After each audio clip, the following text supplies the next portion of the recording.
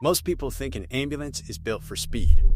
The siren, the flashing lights, the engine shoving through traffic while everyone pulls to the curb. That's the part everyone sees, and it's the part everyone gets wrong. Because the thing that actually saves your life usually happens when the ambulance is sitting completely still.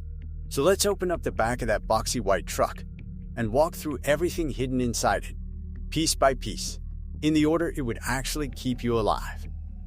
From the second the doors slam shut to the moment you arrive, still breathing. And the first secret has nothing to do with how fast it goes. It has to do with what happens if it crashes. Look inside the patient compartment, and you'll see cabinets, a heart monitor, a suction unit, and steel oxygen cylinders mounted along the walls. To you, it just looks like a tidy little room on wheels. But every one of those objects is a weapon waiting to happen. Think about what's really going on back there. The ambulance is a moving vehicle. It stops hard. It swerves around stalled cars. And the laws of physics don't care that there's a sick person strapped to the stretcher. Anything not locked down keeps moving at whatever speed the truck was doing. A full oxygen cylinder weighs around 30 pounds. Picture that 30-pound steel bottle sitting loose on the bench during a 40-mile-per-hour crash. It doesn't fall. It launches. It keeps traveling forward at 40 miles an hour until something stops it, and it hits the wall with roughly the force of a small motorcycle slamming into it. Inside a sealed room with a paramedic kneeling over a patient. That's not a hypothetical. It's the entire reason every heavy object in an ambulance is bolted, clamped, or netted into place. The cylinders sit in engineered brackets. The monitor locks into a mount. The cabinets latch and stay latched even when the truck is sideways. The stretcher itself is anchored to the floor by a system that can take thousands of pounds of force. Every single thing in that box is built around one quiet assumption: that one day, this truck might crash. And on that day, nothing inside is allowed to become a missile. So the ambulance isn't just built to move a patient. It's built to fail safely. Now, all that equipment needs one thing before it can do anything at all: electricity. And here's the problem nobody thinks about. Where does the power come from when the engine isn't even running? A heart monitor doesn't pause because you're stuck at a red light. The suction unit clearing a blocked airway can't politely wait for the engine to rev. The monitor, the lights, the powered stretcher, all of it needs steady, reliable power every second. A normal car's electrical system can't come close, so an ambulance carries its own small power plant. Heavy-duty alternators, a bank of reserve batteries, and an inverter that turns that battery power into the kind of current your wall outlets deliver. When it's parked at the station, it even plugs into the building like a phone on a charger. Add it all up, and a working ambulance can draw as much electricity as a small house.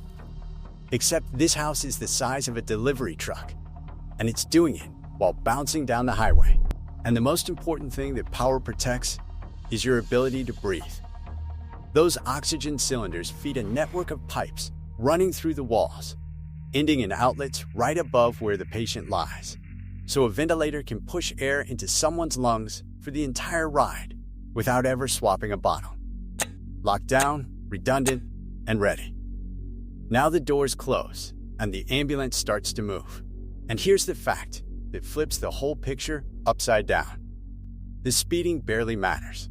All those lights and sirens, all that aggressive driving through intersections, on a typical city run, it saves you maybe a minute or two, sometimes less. The dramatic dash you picture from television is, in raw time, almost an afterthought. Watch a real emergency, and you'll often see the opposite of a race. The ambulance parked at the curb, doors open, the crew working on the patient, going nowhere. It looks like a delay. Your gut screams that they should be driving. But for a huge range of emergencies, stabilizing the patient first beats getting to the hospital faster. A cardiac arrest, a severe asthma attack, a serious bleed. The treatment that saves that person doesn't happen at the hospital. It happens minutes earlier, in the back of that parked truck, in someone's driveway.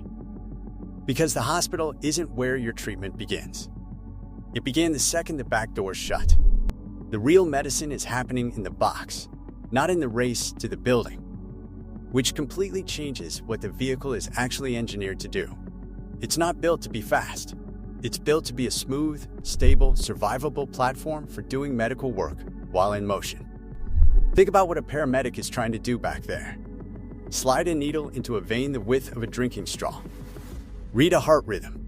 Push a precise dose of a drug.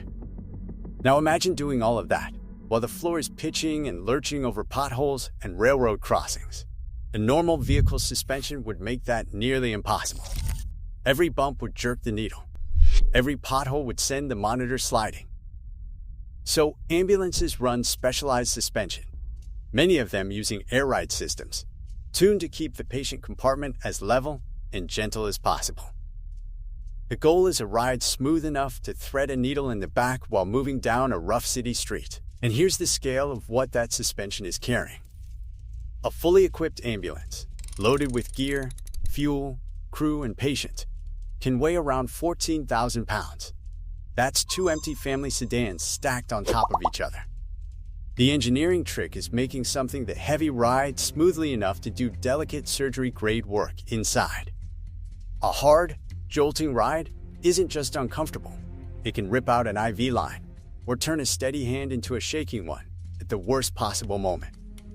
The smooth ride is itself a medical instrument. So the gear is locked down. The ride is smooth. The crew is working on you the whole way. But there's one more system running that you can't see at all. It's invisible, and it travels faster than the ambulance ever could. Information, while you're lying in the back. That heart monitor isn't just beeping for the paramedic. It's recording the electrical signature of your heart, and in many modern systems, sending it. That data gets transmitted ahead, over radio or cellular, straight to the emergency room you're heading toward. Think about what that means. Before the ambulance even arrives, a doctor at the hospital can already be looking at your heart rhythm on a screen. They can see a heart attack unfolding in real time, from miles away, before you've come through the doors. So the team assembles in advance. The specialists get paged. The room gets prepped. The clock that decides whether you live, or whether you live with damage, starts ticking down before you ever arrive. The ambulance isn't carrying you to the hospital. It's extending the hospital outward, down the road, to wherever you happen to be lying. And that brings us to something you have absolutely seen with your own eyes, and probably misread completely. The ambulance idling outside the grocery store. You've walked past one on a hot afternoon, heard it rumbling at the curb with nobody seeming to be in a hurry, and thought it was just wasting fuel. It wasn't. That sealed compartment has to hold a livable temperature no matter what's happening outside. And many of the drugs on board are fragile. Push them past a certain heat and they break down. Let them freeze and they're ruined. In a Phoenix parking lot in July, the inside of a closed vehicle can climb past 140 degrees Fahrenheit. In a Minnesota winter, it can drop far below freezing. The idling engine runs the climate control that keeps both the patient and the medicine inside a safe, narrow band. So that truck rumbling outside the store isn't loafing. It's protecting the exact drug that might one day go into your arm. The clot-busting medication that could stop a stroke from becoming permanent only works if it's still stable when they reach you. The idle is what keeps it that way. It's a rolling emergency room dressed up as a fast white van. Now here's the part most people never realize. It wasn't always like this. Go back several decades and the ambulance was something almost crude. For a long stretch of the 20th century, it was little more than a fast vehicle to move a body to a hospital. In a lot of towns, it was literally a converted station wagon. In some places, it was run by the local funeral home because they already owned the only vehicles long enough to carry a person lying flat. Sit with that for a second. The same vehicle that carried the dead was the one sent to save the living. There was no treatment on board, no monitor, no oxygen system piped through the walls, no real training. You picked the patient up, you drove fast, and you hoped they survived the trip. The vehicle did almost nothing for the person inside it, except move them from one place to another. Then came the realization that changed everything.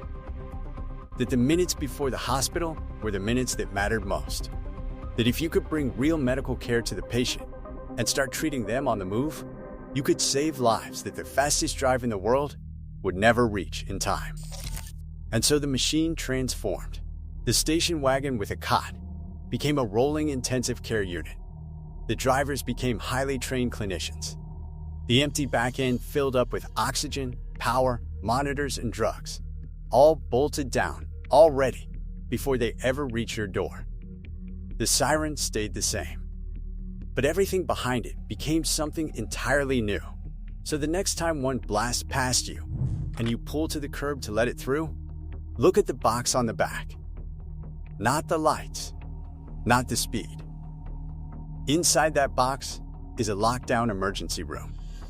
Oxygen piped through the walls. A power plant the size of a small house. A defibrillator that can restart a heart. A suspension engineered so a paramedic can find your vein on the first try while the whole room is moving. And your heart's data already flying ahead to a doctor who hasn't met you yet. The siren was never the point.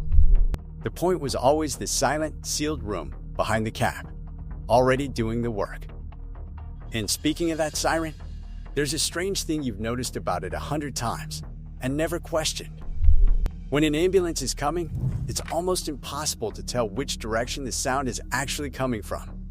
You turn your head, you guess, and you guess wrong. The noise seems to come from everywhere at once. That isn't your imagination, and it isn't a flaw in the siren. It's a quirk in how your own two ears measure sound, one that engineers have spent years trying to outsmart. That's the physics we'll crack open next. Subscribe